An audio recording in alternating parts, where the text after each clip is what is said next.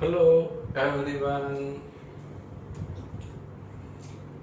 વિદ્યાર્થી મિત્રો, આપણે લાસ્ટ લેક્ચરમાં IMP બે ક્વેશ્ચન ગણેલા.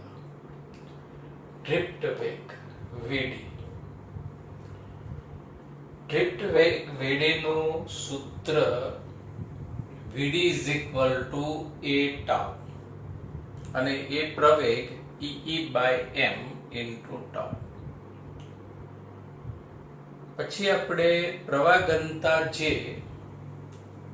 અને ડ્રિફ્ટ વેગ VD વચ્ચેનો સંબંધ વ્યાખ્યાયિત કરેલો. J is equal to NE VD. અને પછી અવરોધકતા અને તાપમાન વચ્ચેનો સંબંધ દર્શાવતું સૂત્ર, ભલે સૂત્રમાં તાપમાન નહોતું પણ એ જ અવરોધકતા અને તાપમાન વચ્ચેનું સૂત્ર દર્શાવે. ρ is equal to m/ne square tau. ધાતુ પદાર્થ માટે અવરોધકતા અને તાપમાનનો સંબંધ ρ ચલે છે તાપમાન, અને સેમિકન્ડક્ટર માટે અવરોધકતા ચલે છે 1/તાપમાન. એટલે બેઝિક વિગત તમારે યાદ રાખવી જ પડશે. આજે થિયરીમાં એક નવી ભૌતિક રાશિ મોબિલિટી આપણે સમજીએ. મોબિલિટી ગતિશીલતા કહી શકાય, ગુજરાતીમાં એને ગતિશીલતા કહી શકાય. વિદ્યાર્થી મિત્રો, થોડા દિવસ પહેલા લોકડાઉન હતું તો આપણે બધા તો ઘરે અંદર જ હતા, પણ કેટલાક લોકો એવા હતા કે જે ઘરે ટકી શકતા નહોતા, બહાર ફરવા એમને જોઈતું, અને પછી પોલીસ પણ કેટલીક ટ્રીટમેન્ટ આપતી એમને. તો એ જે બહાર ફરતા લોકો રહ્યા કે જેમનો પગ ઘરે નથી રહેતો, એમની ગતિશીલતા વધારે હોય છે, મોબિલિટી વધારે હોય છે. એટલે એવી જ કંઈક વસ્તુ આપણે ઇલેક્ટ્રિસિટી માટે, કરંટ માટે, એ ભૌતિક રાશિ મોબિલિટી આજે આપણે સમજવાની છે. તો મોબિલિટીનું પહેલા જ ઇમ્પોર્ટન્સ સમજીએ કે પદાર્થની વાહકતા તેમાં રહેલ ગતિશીલ વિદ્યુતભાર વાહકોના લીધે હોય છે. પદાર્થની વાહકતા તેમાં રહેલા ગતિશીલ વિદ્યુતભાર વાહકો વિભાવાને લીધે હોય છે. એટલે ઇલેક્ટ્રિસિટી, કરંટ ત્યારે જ ઉત્પન્ન થાય જ્યારે વિદ્યુતભારો ગતિ કરે, અને ગતિ કરતા વિદ્યુતભારો એને જ શું કહી શકાય? ગતિશીલ વિદ્યુતભાર વાહકો. જેમ કે આપણા દેશની અંદર ટ્રાન્સપોર્ટેશન દેશના ઇકોનોમી માટે ખૂબ જરૂરી છે. ટ્રક જે ટ્રાન્સપોર્ટેશનમાં ગુડ્સ, માલ સામાનની હેરફેર થાય છે, એમ ઇલેક્ટ્રિસિટી ઉત્પન્ન કરવા માટે વિદ્યુતભાર વાહકોની ગતિ ખૂબ જ જરૂરી છે. એટલે કે પદાર્થની વાહકતા તેમાં રહેલા ગતિશીલ વિદ્યુતભાર વાહકોને કારણે હોય છે. હવે જુદા જુદા પદાર્થોમાં વિદ્યુતભાર વાહકો કયા હોય? આગળ પણ આપણે એની ચર્ચા કરી ચૂક્યા છીએ. ફરી એકવાર રિપીટેશન કરીએ કે ધાતુ પદાર્થ હોય, મેટલ, સુવાહક, એમાં વિદ્યુતભાર વાહક તરીકે મુક્ત ઇલેક્ટ્રોન હોય છે. વિવિધ દ્રાવણ, વિદ્યુત વિભાજ્ય દ્રાવણ, ઇલેક્ટ્રોલાઇટ્સ, જેમાં ધન અને ઋણ આયનો વિદ્યુતભાર વાહકો તરીકે હોય છે.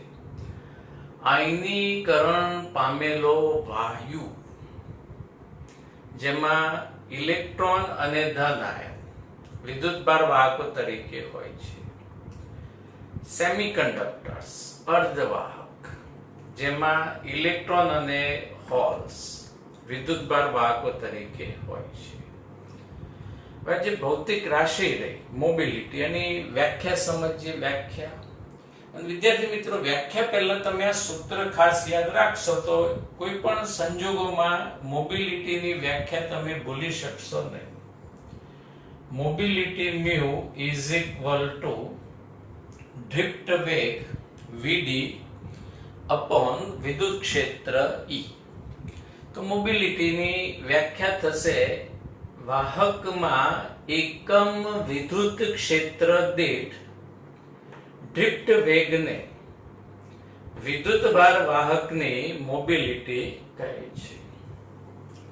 વાહકમાં એકમ વિદ્યુત ક્ષેત્ર દીઠ ડ્રિફ્ટ વેગને વિદ્યુત ભાર વાહકની મોબિલિટી કહે છે.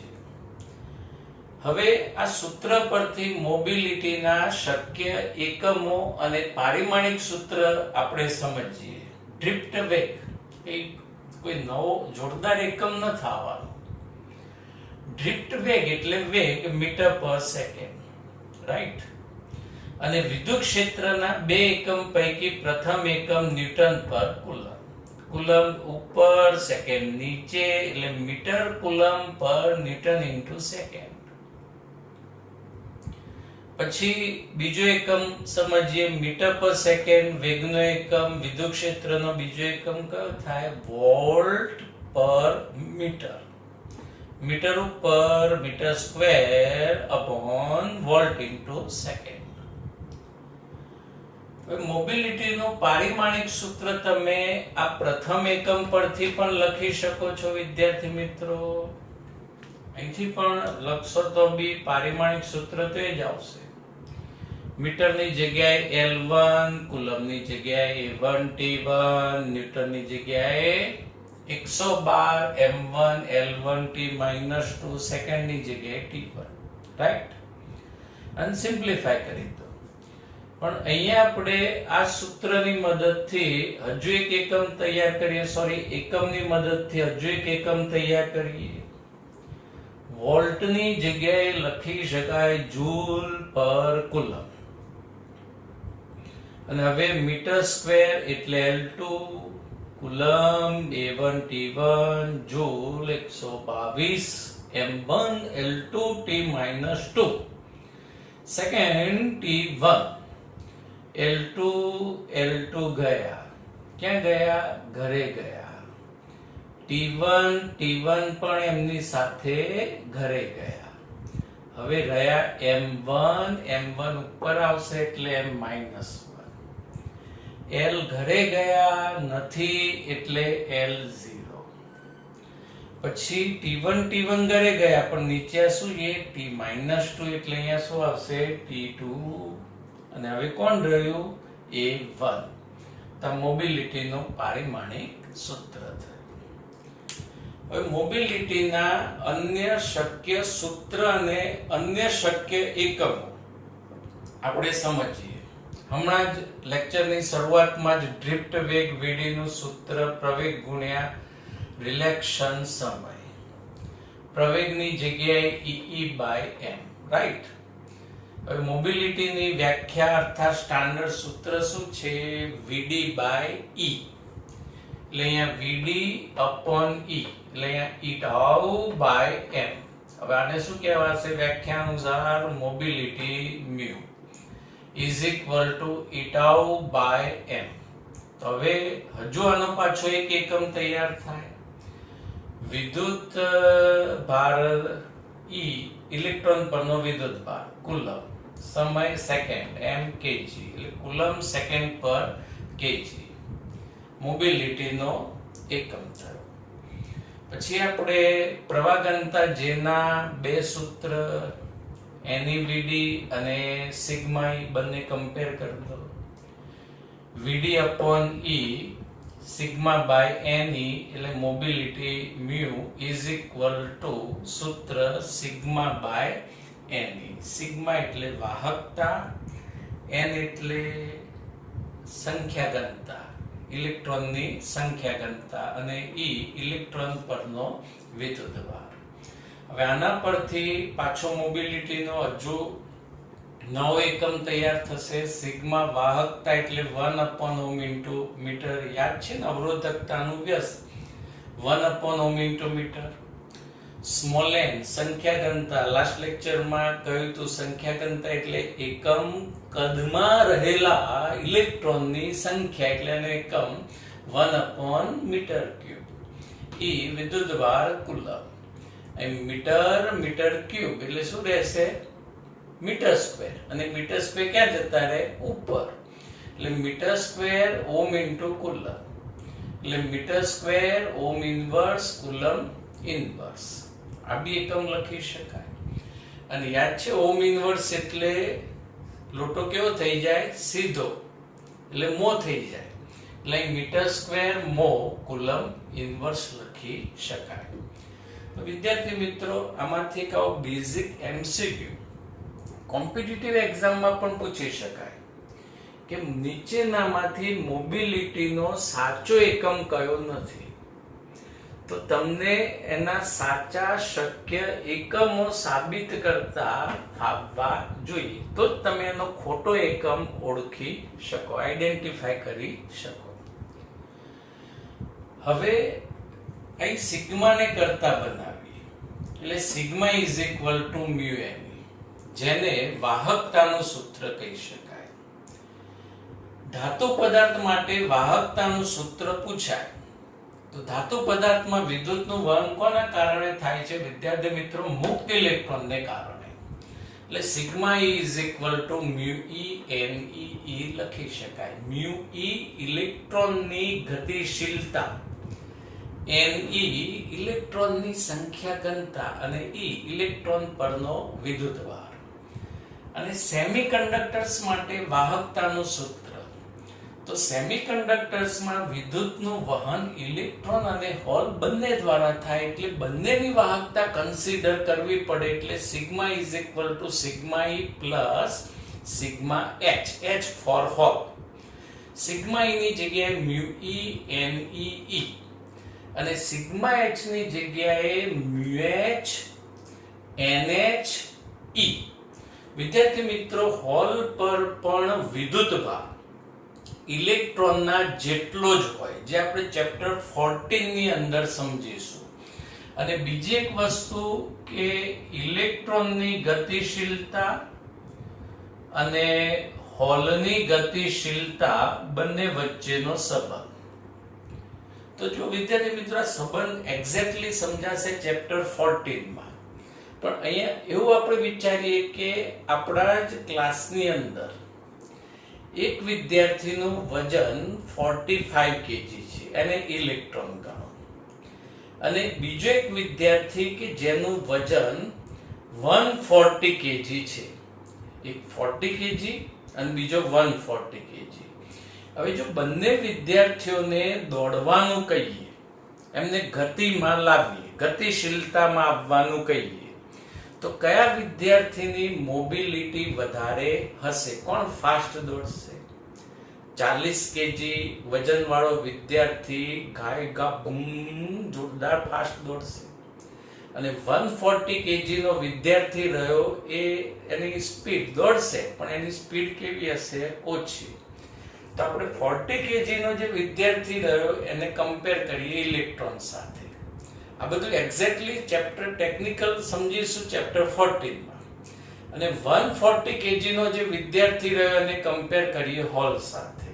એટલે અહીંયા ઇલેક્ટ્રોનની ગતિશીલતા હોલની ગતિશીલતા કરતા વધારે હોય છે.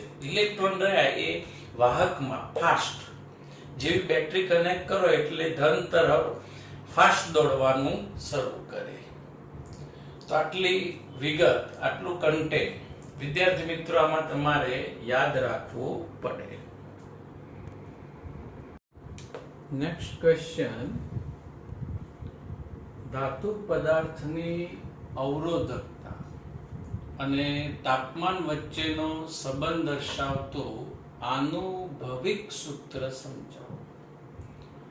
વિદ્યાર્થી મિત્રો, આનુભવિક સૂત્ર, ઇમ્પેરિકલ ફોર્મ્યુલા કોને કહેવાય? જેની સાબિતી ના હોય એ સૂત્ર તમારે ડાયરેક્ટ જ સ્વીકારવું પડે. વળી પાછો ક્વેશ્ચન થાય કે સાહેબ એ કેમનું શક્ય બને? એટલે જે સૂત્ર પ્રાયોગિક પરિણામોને આધારે એક્સપેરિમેન્ટલી તૈયાર થયું હોય એને અનુભવિક સૂત્ર કહી શકાય. ને જે સૂત્ર સમજીશું એનો આપણે એક્ઝામ્પલમાં અને એમસીક્યુમાં મહત્તમ મેક્સિમમ ઉપયોગ કરવાના છે. ક્વેશ્ચન 2 માર્ક્સમાં પૂછવાની શક્યતા ઘણી ઓછી છે. તમારે ખાલી 2 રિઝલ્ટ અનુભવિક સૂત્રો તૈયાર કરવાના રહેશે.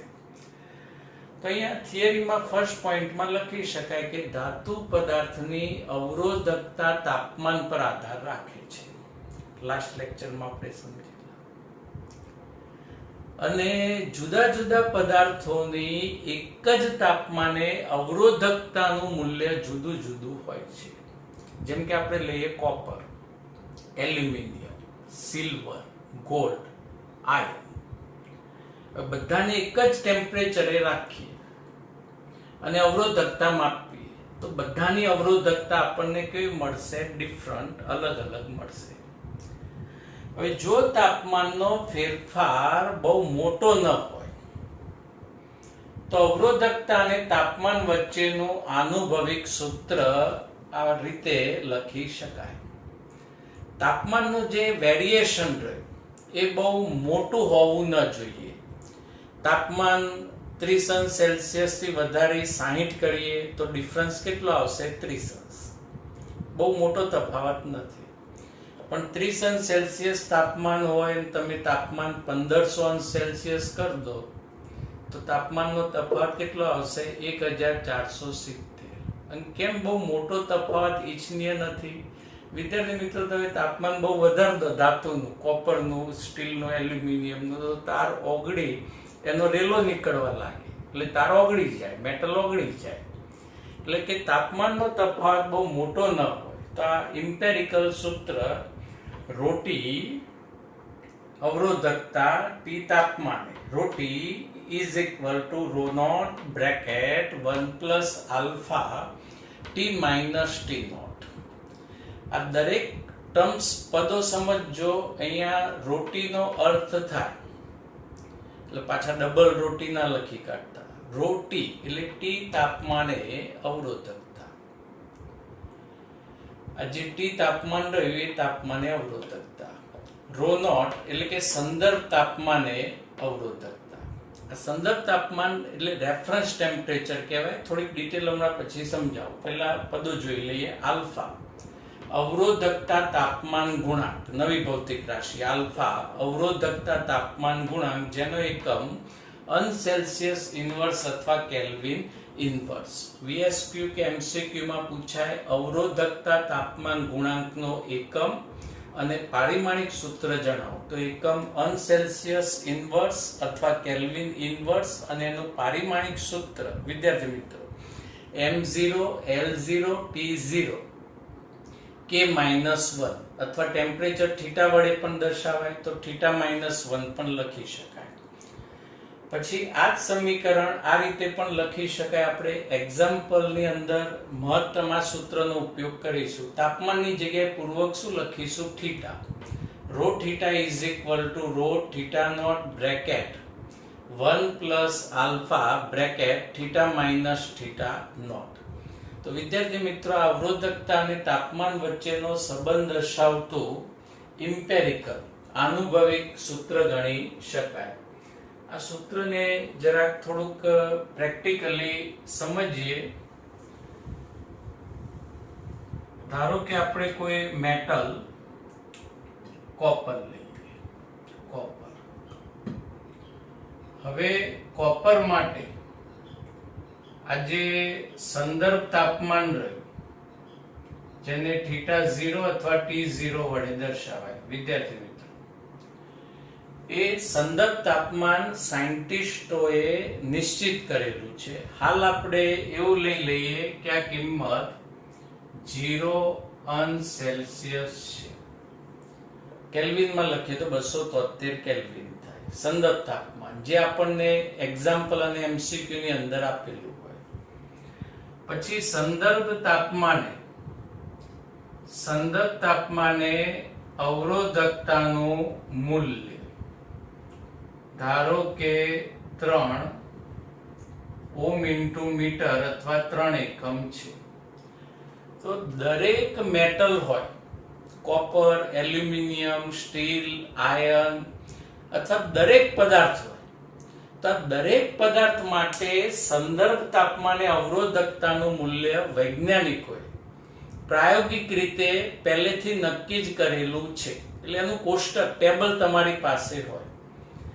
હવે તમારે ધારો કે આ theta is equal two T is equal two 30 અંશ સેલ્સિયસ તાપમાને જે તે પદાર્થની અવરોધકતા શોધવી છે.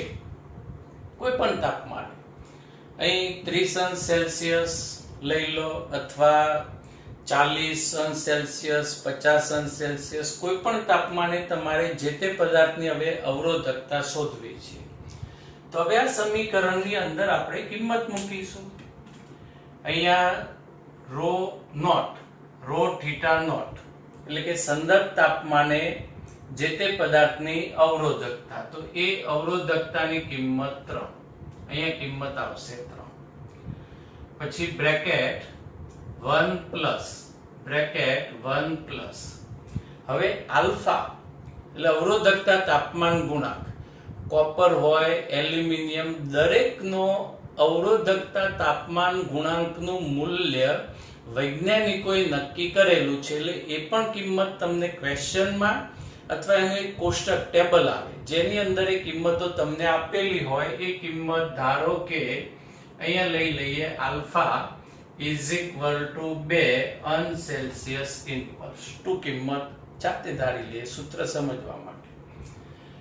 પછી અહીંયા તાપમાન આવશે 30 અને અહીંયા સંદર્ભ તાપમાન આવશે 0. અહીંયા આલ્ફાની કિંમત 2, અહીં 30 માઈનસ 0. એટલે આનું સિમ્પ્લિફાય કરી દો એટલે તમને જે તે તાપમાને અવરોધકતાનું મૂલ્ય મળી જાય. એટલે જે તે તાપમાને અવરોધકતા શોધવા માટે આનુભવિક સૂત્ર ઉપયોગમાં લેવાશે. સૂત્ર વિદ્યાર્થી મિત્રો કઈ રીતે યાદ રાખીશું? Rho theta is equal to rho theta naught bracket 1 plus alpha bracket theta minus theta 0. Rho થીટાને જે તે તાપમાને વાહકની અવરોધકતા કહે છે. રો થીટા નોટ એટલે સંદર્ભ તાપમાને અવરોધકતા કહે છે. આલ્ફા ખાસ યાદ રાખજો, અવરોધકતા તાપમાન ગુણાંક. થીટા આપેલ તાપમાન અને થીટા 0 એટલે સંદર્ભ તાપમાન. રાઈટ. હવે આ જ સમીકરણને બંને બાજુ L/A વડે ગુણતા આ પણ સમીકરણને ગુણી શકાય, આ પણ ચાલે. તો અહીં ગુણ્યા L/A એટલે સૂત્ર કયું થઈ જશે? Rho theta L by A. Rho L by A અવરોધનું પરિમાણ વાળું સૂત્ર યાદ આવ્યું? ઓકે. તો હવે અહીંયા લખી શકાય RT અથવા R થીટા. અહીંયા લખી શકાય R0 અથવા R theta 0 bracket 1 plus alpha T minus T0 અથવા 1 plus alpha bracket theta minus theta 0. તો આ આનુભવિક સંબંધ, આનુભવિક સૂત્ર થયું જેનો મેક્સિમમ એક્ઝામ્પલમાં ઉપયોગ કરીશું. હવે જે નેક્સ્ટ ક્વેશ્ચન રહ્યો એ પણ VSQ અને MCQ માં પૂછાની શક્યતા સૌથી વધારે છે. ધાતુ તત્વો, મેટલ, સુવાહક, મિશ્ર ધાતુ અને સેમિકન્ડક્ટરની અવરોધકતા અને તાપમાન સાથે કેવી રીતે બદલાય છે તથા અવરોધકતા વિરુદ્ધ તાપમાનનો આલેખ દોરી સમજાવો. પહેલા જ ધાતુ તત્વ લઈએ. ધાતુ તત્વ માટે આજે આલ્ફા પદ રહ્યું અવરોધકતા તાપમાન ગુણાંક જેનું મૂલ્ય ધન હોય છે. આપણે ટેક્સ્ટબુક ની અંદર દરેક પદાર્થ માટે આલ્ફાની કિંમતોનું એક ટેબલ કોષ્ટક આપ્યું. એમાં તમે જોજો કે જે પણ મેટલ હશે એનો અવરોધકતા તાપમાન ગુણાંકની કિંમત ધન આવશે. એટલે અહીંયા આપણે જો +2 કિંમત લીધી. હવે આલ્ફા ધન છે જેને કારણે આપણે આવું કહી શકાય કે ધાતુ તત્વની અવરોધકતા તાપમાન સાથે વધે છે. અને બીજું સંબંધ લાસ્ટ લેક્ચરમાં પણ હતો કે ધાતુ પદાર્થ માટે અવરોધકતા ચલે છે તાપમાન. એટલે તાપમાન વધે એમ અવરોધકતા પણ વધે. એટલે એના આધારે પણ આ લખી શકાય. હવે એક્સપેરિમેન્ટલી આવું સાબિત થયું છે કે ખૂબ નીચા તાપમાને લેસ ધેન 50 કેલ્વિન, વિદ્યાર્થી મિત્રો બહુ જ ઓછું તાપમાન કહેવાશે, માઇનસમાં આવશે તાપમાન, તો આ તાપમાને અવરોધકતા અને તાપમાનનો જે સંબંધ રહ્યો એ અરેખીય હોય છે. ખૂબ નીચા તાપમાને લેસ ધેન 50 કેલ્વિન તાપમાને અવરોધકતા અને તાપમાનનો સંબંધ અરેખીય હોય છે. જ્યારે ઓરડાના તાપમાને રૂમ ટેમ્પરેચર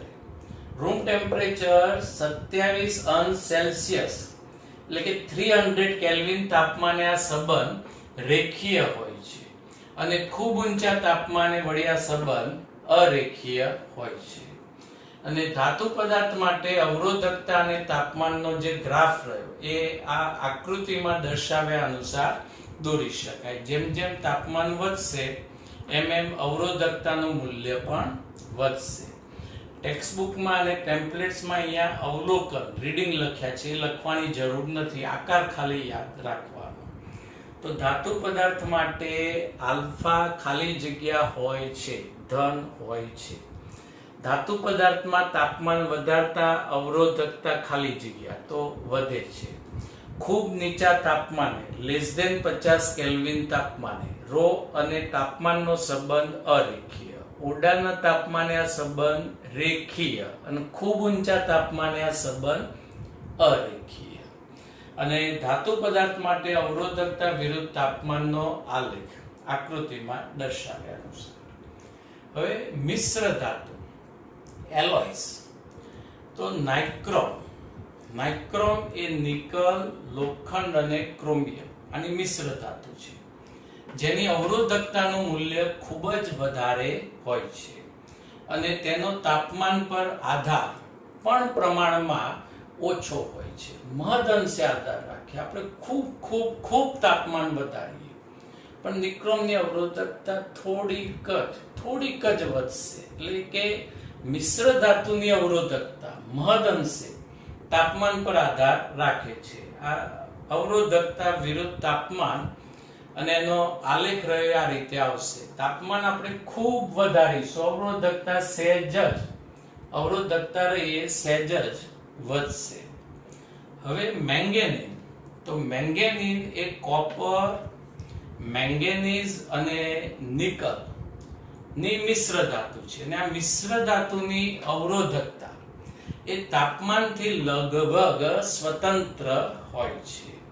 તો અહીંયા બે VSQ થયા. કઈ મિશ્ર ધાતુની અવરોધકતા તાપમાન પર થોડા પ્રમાણમાં આધાર રાખે છે? તો નાઇક્રોમ. અને કઈ મિશ્ર ધાતુની અવરોધકતા તાપમાનથી સંપૂર્ણ સ્વતંત્ર હોય છે? તો મેંગેનીન આવશે. બીજી એક મહત્વની બાબત, નાઇક્રોમની અવરોધકતા નિરપેક્ષ શૂન્ય તાપમાને પણ શૂન્ય હોતી નથી, જ્યારે શુદ્ધ ધાતુઓની અવરોધકતા નિરપેક્ષ શૂન્ય તાપમાને લગભગ શૂન્ય બની જાય છે. તો વિદ્યાર્થી મિત્રો, આપણે નિરપેક્ષ શૂન્ય તાપમાન વર્લ્ડનું પોસિબલ સૌથી લોએસ્ટ ટેમ્પરેચર -273 કેલ્વિન અને નિરપેક્ષ તાપમાન કહેવાય. હવે નાઇક્રોમને નિરપેક્ષ તાપમાને લાવી અને એની અવરોધકતા માપવી તો એ શૂન્ય બનતી નથી, કેમ કે મિશ્ર ધાતુ છે. જ્યારે શુદ્ધ ધાતુ હોય એને -273 કેલ્વિન નિરપેક્ષ તાપમાને લાવી, -273 અંશ સેલ્સિયસ એટલે 0 કેલ્વિન નિરપેક્ષ શૂન્ય તાપમાને લાવી તો એની અવરોધકતા શૂન્ય બની જાય. એટલે આ હકીકતનો ઉપયોગ મેટલની પ્યોરિટી, શુદ્ધતા ચેક કરવા માટે થાય છે. અને જો મેંગેનીન માટે અવરોધકતા અને તાપમાનનો ગ્રાફ આલેખ બાળકો પૂછાય તો અવરોધકતા અહીંયા તાપમાન અને ગ્રાફ આ રીતે તાપમાનની અક્ષને સમાંતર આવશે, કેમ કે તાપમાન પર આધારિત નથી. હવે વિદ્યાર્થી મિત્રો, સેમિકન્ડક્ટર્સ, કાર્બન, જર્મેનિયમ, સિલિકોન જેવા સેમિકન્ડક્ટર્સ માટે આલ્ફા નેગેટિવ ઋણ હોય છે એટલે કે આવા પદાર્થોની અવરોધકતા તાપમાનમાં વધારા સાથે ઘટે છે.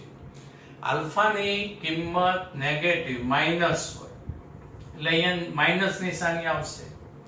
એટલે જેમ જેમ તાપમાન વધશે, થીટા વધશે, એમ એમ એ માઈનસની એકમાંથી માઈનસ થતી કિંમત પણ વધશે. એટલે કે અવરોધકતાનું મૂલ્ય ઘટશે. અને એ સંબંધ આપણને વ્યસ્ત પ્રમાણતાનો સંબંધ ખ્યાલ જ છે, રો ચલે છે 1 તાપમાન સેમિકન્ડક્ટર માટે. અને એનો ગ્રાફ આવશે રો વિરુદ્ધ તાપમાન. જેમ જેમ તાપમાન વધશે એમ અવરોધકતાનું મૂલ્ય ઘટતું જાય છે. હવે આપણે કેટલીક બેઝિક ઇન્ફોર્મેશન સમજીએ.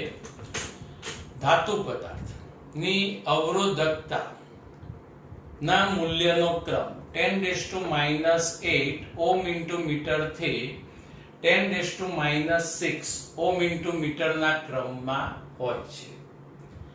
સિરામિક, રબર, પ્લાસ્ટિક એટલે આ બધા અવાહક પદાર્થ થયા. એમની અવરોધકતા સુવાહક પદાર્થોની અવરોધકતા કરતા 10⁸ ગણા વધારે કે તેથી વધારે હોય છે.